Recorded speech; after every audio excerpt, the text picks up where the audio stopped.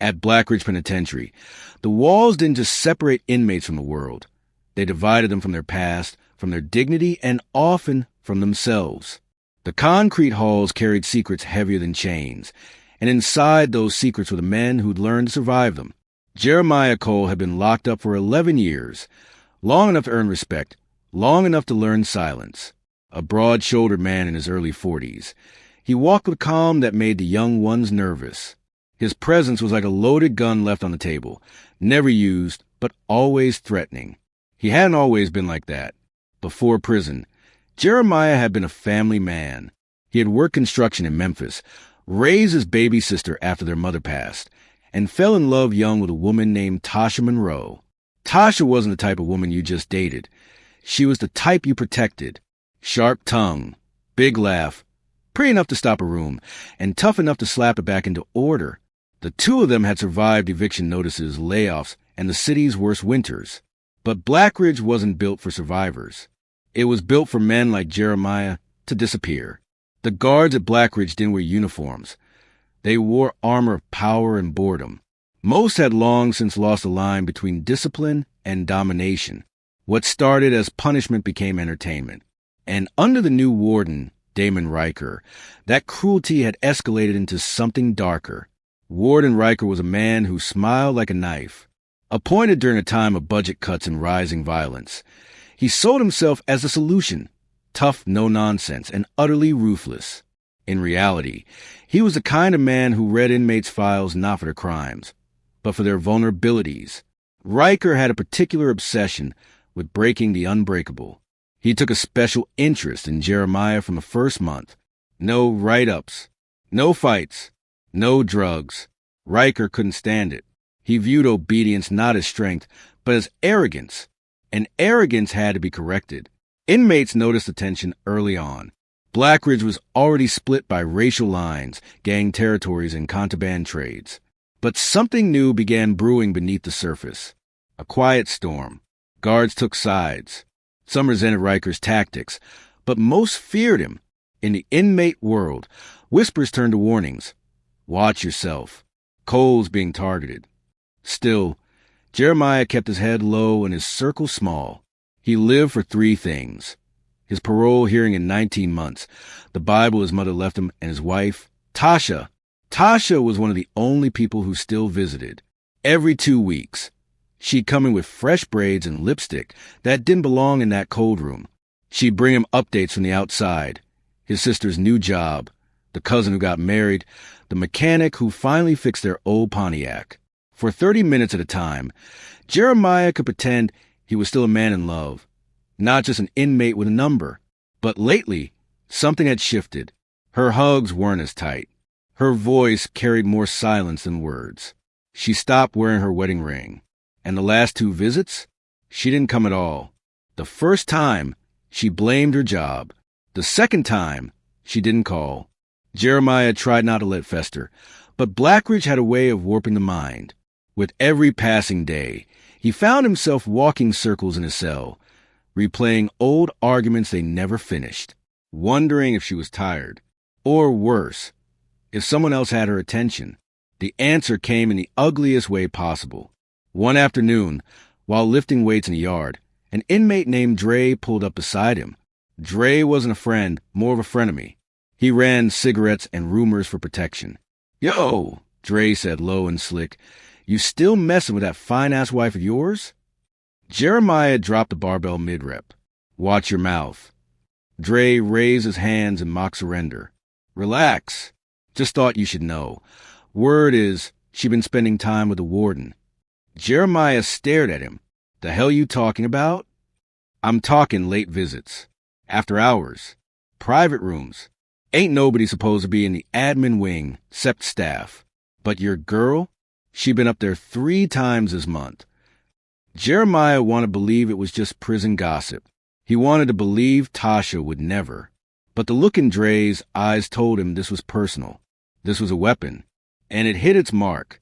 That night, Jeremiah sat in his bunk, staring at the ceiling, listening to the humming pipes and distant screams echoing through the walls. Everything around him felt colder, smaller. Even the Bible on his nightstand felt like a stranger. He barely noticed the guards doing their rounds. Didn't eat the next morning. Didn't speak during roll call. He needed answers. Not from Dre. Not from inmates who traded half-truths for soap and snacks. He needed to look her in the eye. But before that could happen, something strange occurred. During his next call request, the officer on duty told him, no more phone access this week. Warden's orders. Jeremiah knew then this wasn't just a suspicion. This was a message. A flex. Riker wanted to know. The prison was no longer divided by color or gang or crime. Now it was personal. Now it was war. A war Jeremiah didn't start, but one he knew he'd finish. Because when a man loses everything he values, his freedom, his wife, his pride, what's left is something far more dangerous than rage. It's resolve. And Blackridge Penitentiary was about to learn that the quietest men often leave the loudest marks. Tasha Cole had always known how to walk into a room and turn heads, but that charm had never come easy. It was survival. She'd learned early that in a world built by men, women like her either got played or played smart. But no one ever told her what to do when the game came wrapped in a badge and smiled like power. She met Warden Damon Riker 6 months ago, after Jeremiah asked her to deliver a signed affidavit to the administration office. She had been expecting a clerk, some sour-faced secretary behind bulletproof glass. Instead, she found Riker waiting with 2 black coffees and a voice as smooth as a con man's prayer. "Mrs. Cole," he said, extending his hand. "You've got a strong husband. Quiet. Disciplined. Not many like him left in here." Tasha had smiled politely, wary but not yet afraid. "Thank you. He's just trying to make it home." Riker nodded, looking her over like she was something to be appraised, not greeted. "And I assume you're doing your best out there to hold things down?" She didn't answer that. Because the truth? She was tired. 2 jobs, overdue rent, and her mother's dialysis bills had her living breath to breath. She hadn't told Jeremiah any of it. He had enough to carry behind those walls. But her silence had costs. Riker seemed to sense that. On her way out that day, he handed her a business card with his direct extension. "If you ever need help with anything, you call me." No red tape. It should have ended there, but it didn't. The second time she saw him, it was accidental, or at least that's what she told herself. She was dropping off some papers, and Riker appeared in the hallway like he'd been waiting. "You know," he said, walking her to the door, "we've got resources in department. Jobs, grants, relief for families of inmates. But they tend to go to the women who know how to ask." Tasha didn't take the bait, but she didn't walk away either. The third time, he offered her help paying her mother's hospital bills. She refused, proudly. But the week after, the bill was paid in full by an anonymous donor. And that was the turning point. The line blurred quickly after that. Tasha found herself driving to the prison on days she didn't have visitation. She started wearing perfume again. She noticed the way Riker looked at her like she was still young, still desirable, something Jeremiah hadn't been able to express through glass walls and brief phone calls. She told herself she was keeping him close for Jeremiah's sake, that having the warden in her pocket could mean better treatment, fewer lockdowns, maybe even a shortcut to parole. But deep down, she knew that wasn't all. There was something intoxicating about being desired by a man with keys to the very place that held her husband captive. What started as flirtation turned into something physical the night she arrived late with a package Jeremiah had forgotten to sign. The prison was quiet. Riker met her near the admin wing and offered her coffee, then whiskey, then his hands. She resisted at first, said she loved her husband, said this was wrong. But Riker was persistent and persuasive. "I'm not asking you to stop loving him," he whispered. "I'm just giving you a place to feel alive again." That night, she let him kiss her. The next time, she didn't stop him when his hands moved lower. By the third time, she stopped asking herself what it meant. They never had sex, at least not in the traditional sense. Riker never undressed fully, never spent more than 20 minutes with her. It was always rushed, aggressive, like a transaction. In return, he made sure Jeremiah's record stayed clean. He gave him kitchen duty instead of yard work, kept his cell untouched during random shakedowns. Even approved one emergency visitation when Tasha's grandmother died. But the cost was steep. What Tasha didn't realize was that Riker had no intention of letting her go. He wasn't interested in helping her family or improving Jeremiah's sentence. He was interested in ownership, and slowly, he began showing her just how far his control reached. He'd call her at work using an untraceable line, show up outside her apartment unannounced. He once left her a red envelope with nothing inside but a prison photograph of Jeremiah, taken without permission, zoomed in on his cell door. Tasha felt trapped. She tried pulling back, skipping visits, ignoring his calls. That's when the retaliation started. Jeremiah's visitation rights were suddenly limited. His commissary balance accidentally got frozen. The next time she did see him, he had a black eye he wouldn't talk about. He'd just kiss her hand and said, "Things are getting tight in here, babe." Tasha wanted to scream. She wanted to tell him everything. But how do you explain that you were trying to protect him, only to become the reason he was now in danger? Still, the guilt ate her alive. She planned to end it. She really did. But that day, Riker summoned her to Warden's office under the pretense of discussing Jeremiah's upcoming parole review. What happened inside was violent. She cried afterward, not just because of the act itself, but because of what she saw when it was over. Herself, in the mirror. In that moment, she didn't recognize the woman staring back. She wasn't a wife or a protector. She was a weapon being used against the man she loved. She left the prison trembling. What neither she nor Riker knew was that Jeremiah had already begun to suspect. He'd overheard a guard mention her name during an offhand joke, heard about a visitor who had after-hours clearance. Something inside him told him the truth long before his eyes ever did, and that truth broke him. The day it all came to a head, Jeremiah wasn't scheduled for visitation, but a sympathetic guard, one who hated Riker and owed Jeremiah a favor, slipped him into the hallway outside the admin wing. "Your wife's in there," he said quietly. "You need to see this." What Jeremiah saw through the narrow glass window wasn't sex. It wasn't even passion. It was power. Raw, humiliating power. Tasha on her knees. Riker standing over her like a man who owned both the room and her. And just like that, everything Jeremiah had endured, every lonely night, every bruised rib, every prayer, exploded into silence. The kind of silence that comes before a storm. What happened next would turn Blackridge Penitentiary into a crime scene and turn Jeremiah Cole from inmate into executioner. The hallway outside the warden's office smelled like disinfectant and secrets. Jeremiah Cole stood against a cold brick wall, his chest rising and falling with shallow breath. His jaw clenched so hard it ached, but his eyes, those stayed locked on a narrow glass panel in front of him. Inside, Tasha was on her knees. Damon Riker stood in front of her like he was above consequence, one hand gripping her hair, the other pressed against the desk behind him. His shirt was unbuttoned, belt dangling, a twisted smirk painted across his face like a signature on stolen property. Jeremiah didn't blink, didn't move. The guard who let him through, an older CO named Harper, one of the few who hadn't sold his soul to Riker, stood 5 feet away, eyes darting around nervously. "I shouldn't have brought you, Cole. This was a mistake." Jeremiah didn't answer. He watched, frozen, while the woman he married was used like a toy. It wasn't just the act. It was how practiced it looked, how comfortable she seemed.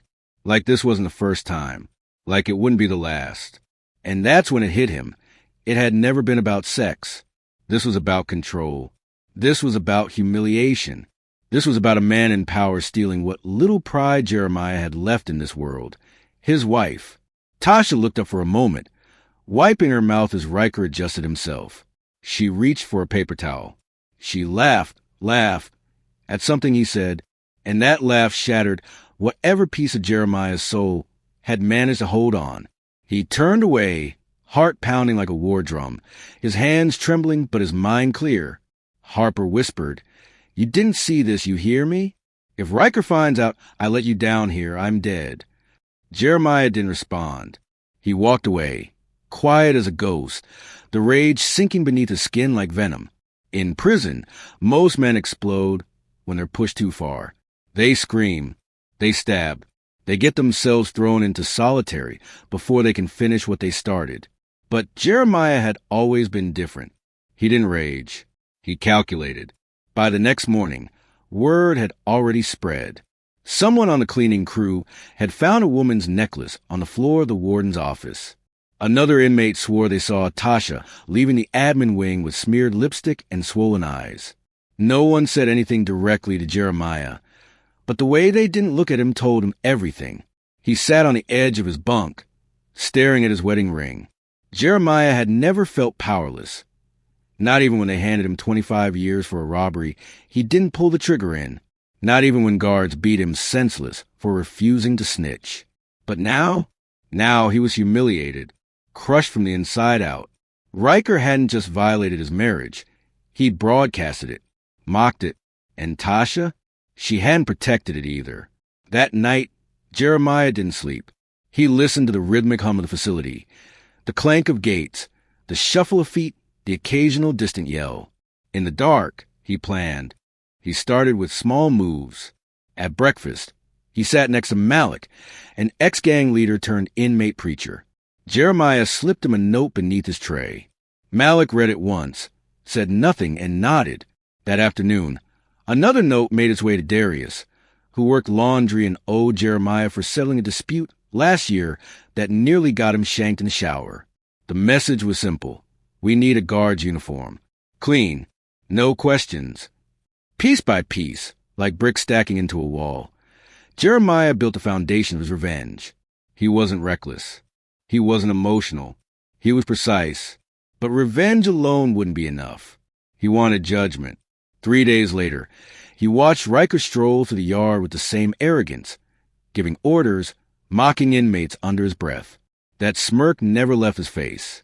That smirk had to go. Later that night, Jeremiah sat in the chapel with Malik. You sure about this? Malik asked, eyes heavy. You kill a guard, especially that guard, you're not getting parole. Hell, you're not getting daylight. Jeremiah didn't flinch. He took my wife and turned her into a joke. Malik stared at him. You sure she didn't walk into that joke herself? Jeremiah's eyes darkened. She's still mine. And he knew that. Malik looked away. Then it's already done. The final piece fell into place a week later. It was Tasha. She came back. Jeremiah didn't know why. Maybe it was guilt. Maybe Riker told her to. Maybe she thought she could explain. She wore a long black coat and no makeup. Her eyes were swollen, her smile half-formed. I need to talk to you, she said softly through the glass. Jeremiah stared through the partition like he was looking at a stranger. She leaned in, lowering her voice. I never meant for it to go that far. You let it go as far as it needed to, he replied, cold as steel. I was trying to help you, she insisted. He said he could shorten your sentence. He promised. Jeremiah laughed. The sound was hollow. You think sucking his dick was going to get me parole? Tasha flinched. Tears welled in her eyes.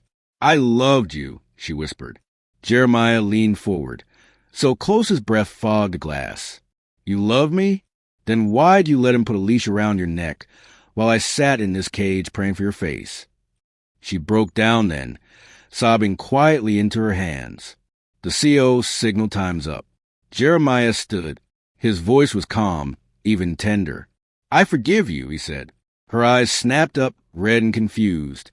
But he won't. That was the last time they spoke. 2 nights later, Jeremiah disappeared from his cell during shift change. Guards assumed he was in the infirmary. No one noticed the stolen uniform until it was too late. Riker's body was found just after midnight. His office door had been propped open. He was slumped against the wall, throat cut, eyes wide in shock. No signs of a struggle, just a message written on the mirror in blood. You broke the wrong man. By sunrise, the prison was on lockdown. Tasha was placed in protective custody, but it didn't save her. She was found dead 3 days later in a motel off Highway 9, strangled with a leather belt, the very belt Jeremiah had worn on their wedding day. The blood began to seep beneath the hallway door sometime after midnight. Correctional Officer Drew Mathers was the first to notice it. He'd been doing his final walkthrough on Tier C when he spotted the crimson trail curling out from the bottom of Warden Damon Riker's office. At first, he thought it was just a spilled drink, maybe a busted-in cartridge, until he smelled it. Metallic, warm, undeniable. He radioed it in, voice shaking.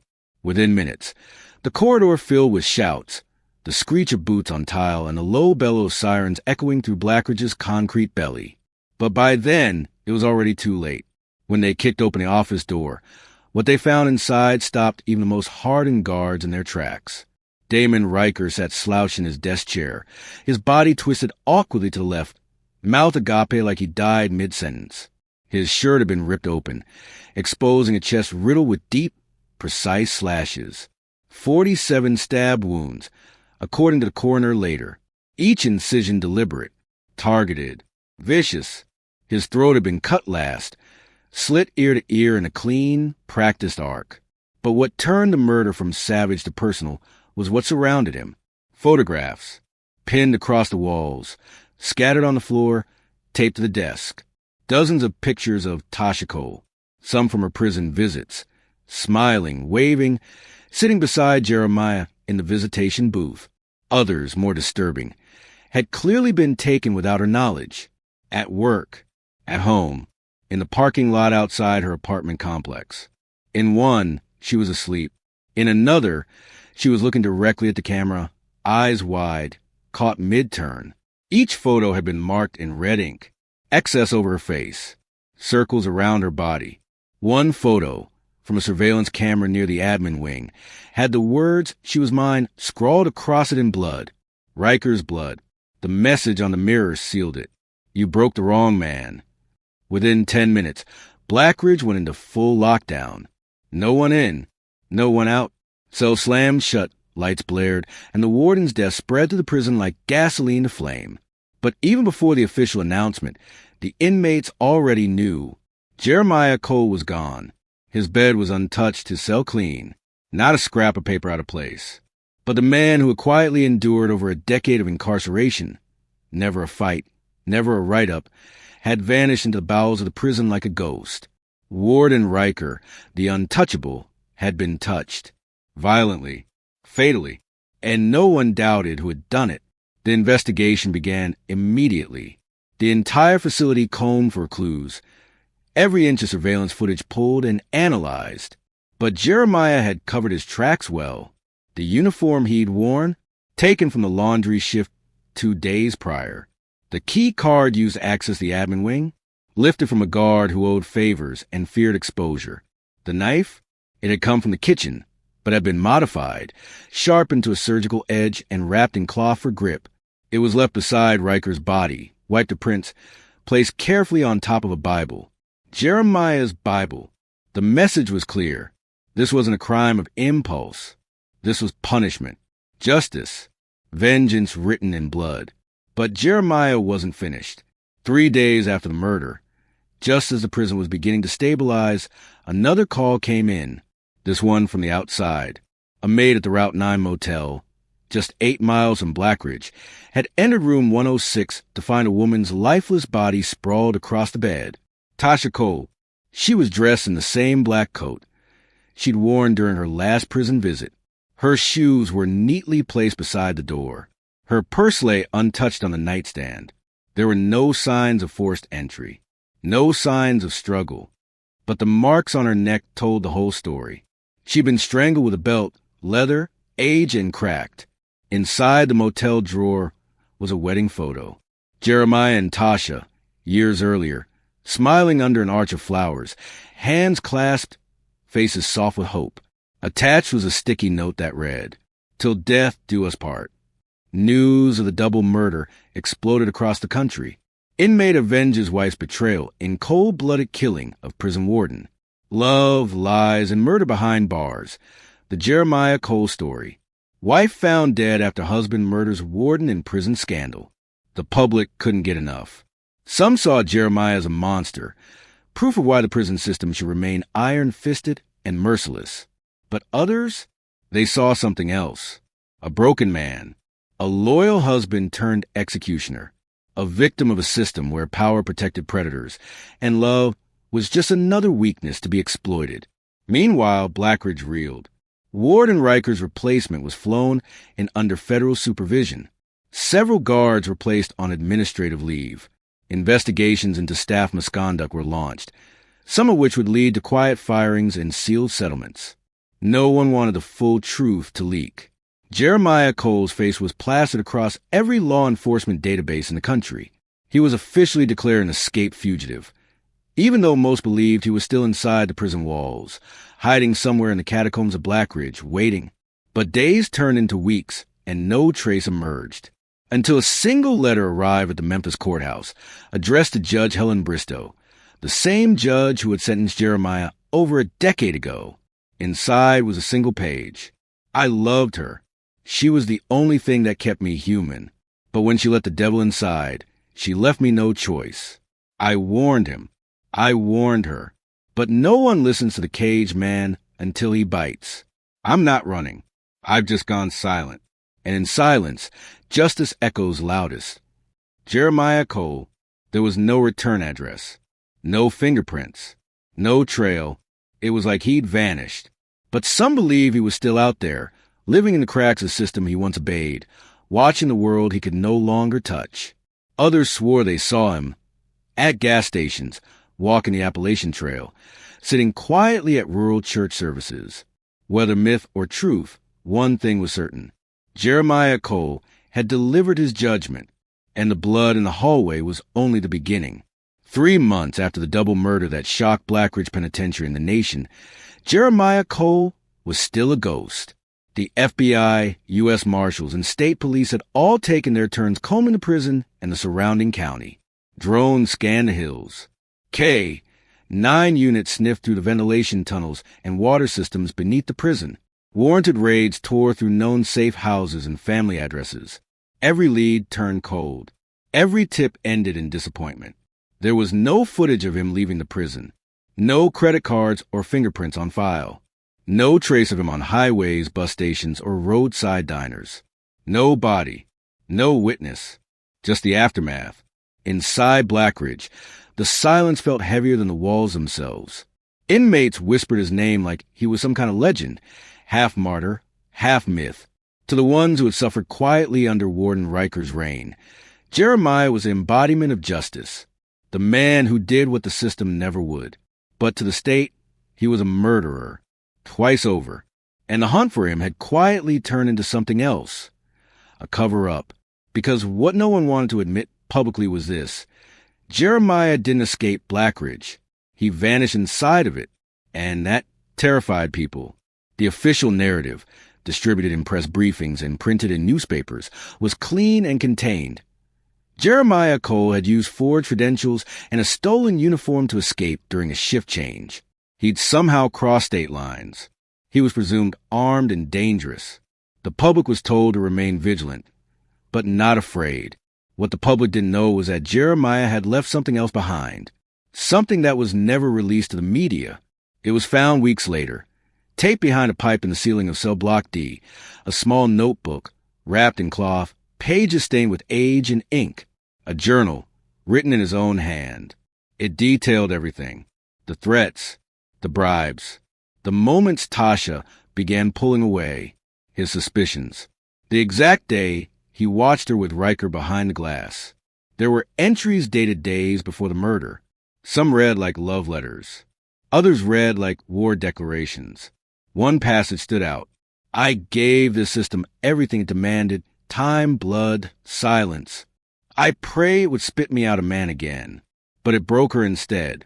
And when they took her, used her, made her into a tool to humiliate me, they didn't just take my heart. They took the last reason I had to behave. The journal made its way to the Attorney General's office. Quietly, secretly, there was talk of reopening investigations into misconduct at Blackridge, the kind of talk that keeps low-level officials up at night. Tasha's family filed a wrongful death lawsuit against the prison system. It was settled out of court. No details disclosed. But the wounds, they lingered. Tasha's mother, Lorraine, sat at the front of the courtroom on the day the settlement was announced. Her hands trembled as she clutched a framed photo of her daughter. She didn't speak to reporters. She didn't cry.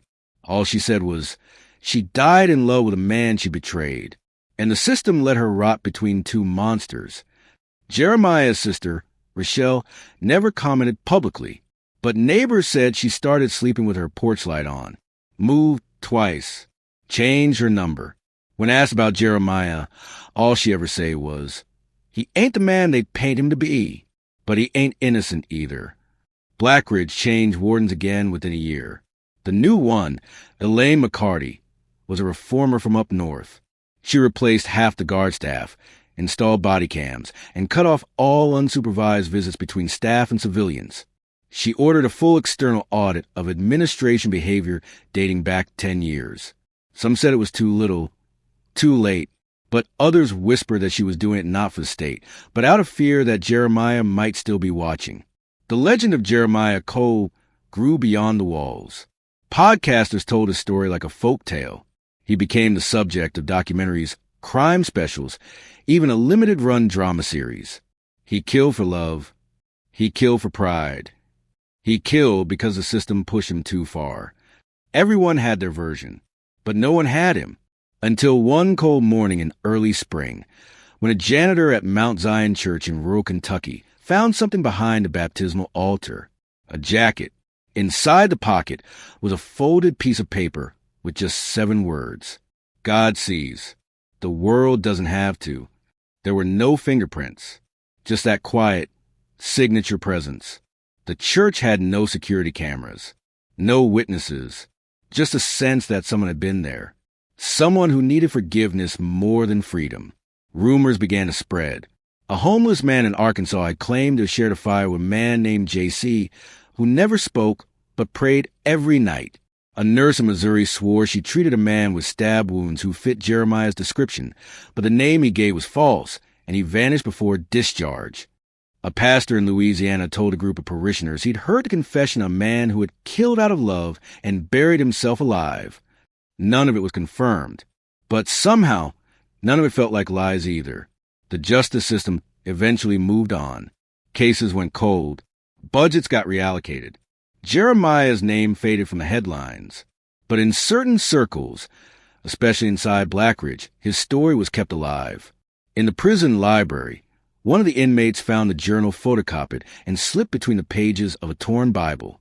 In the yard, someone carved his initials into a bench, right beneath the words, "Don't break what you don't want burned." And on the wall just outside the chapel, scrawled in faint pencil, Jeremiah Cole, last man standing. No court would ever convict him. No prison would ever hold him again. He had already served his sentence in silence.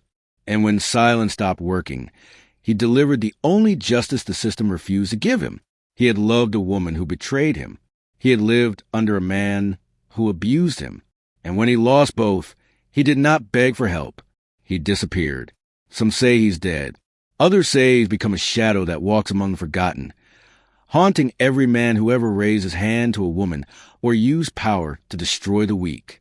But one thing remains true. Blackridge will never forget the blood in its hallway, nor the man who left it there. The system called him Inmate number 574901. The world now knows him as Jeremiah Cole, the man who loved too hard and broke too quietly until he couldn't anymore. If this story shook you, don't let it end here. Subscribe to the Family Crime Exposed, where love, betrayal, and justice collide in the most unthinkable ways. Every week, we uncover the crimes that destroy families and the secrets they try to bury. Man Detective, hit that subscribe button, turn on the notification bell, and drop your thoughts in the comments. Was Jeremiah Cole a monster or a man pushed past his breaking point? Your voice matters. Your curiosity fuels justice. And in this world, truth always finds its way out.